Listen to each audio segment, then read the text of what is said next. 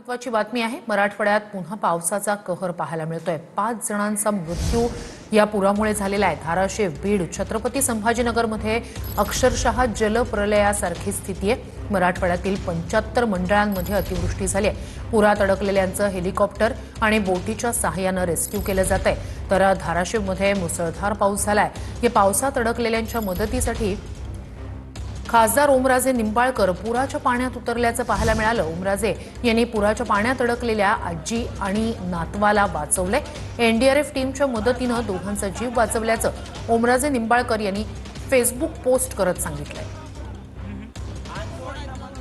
तर खासदार ओमराजे निंबाळकर हे या दृश्यांमध्ये आपण पाहतोय। पुराच्या पाण्यात अडकलेल्या दोघांना, आजी आणि नातवाला, स्थानिक यंत्रणांच्या मदतीनं खासदार ओमराजे निंबाळकर यांनी बाहेर काढलं।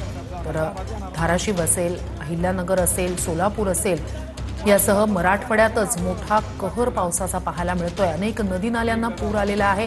अक्षरशः शेकडो गावांना पुराच्या पाण्याचा वेढा आहे। हजारो हेक्टर शेती पाण्याखाली गेलेली आहे आणि अशातच ठिकठिकाणी अडकून पडलेल्या लोकांचा रेस्क्यू ऑपरेशन राबवलं जात आहे। स्थानिक यंत्रणा वेगानं रेस्क्यू ऑपरेशन राबवत आहेत।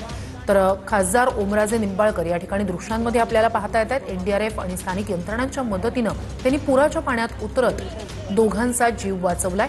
पुराच्या पाण्यात अडकलेल्या आजी आणि नातवाला वाचवण्यात आलंय। दुसरीकडे हे दृश्य आपण पाहतोय। नदी नाल्यांना पूर आल्यानं शेकडो गावांना पाण्याचा वेढा आहे। बोटीच्या सहाय्यानं लोकांना रेस्क्यू केलं जात आहे। काही ठिकाणी हेलिकॉप्टरची सुद्धा मदत घेतली जाते।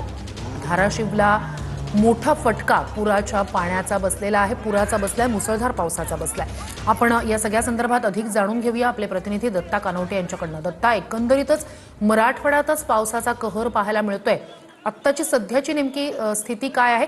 नदी नाल्यांना पूर आलेला आहे, कशा प्रकारे रेस्क्यू ऑपरेशन राबवले जात आहेत? नक्कीच श्रुती, मराठवाड्यामध्ये पावसाने हाहाकार माजवलेला आहे।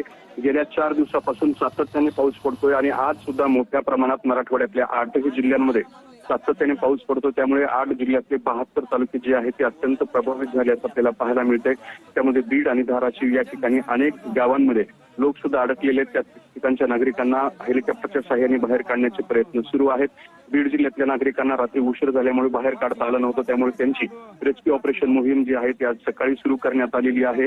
जर आपण प्रशासनाची आकडेवारी बघितली तर अजूनही 228 पेक्षा जास्त व्यक्ती जे आहेत ते पुरामध्ये अडकल्याची माहिती अधिकृत प्रशासनाने दिलेली आहे।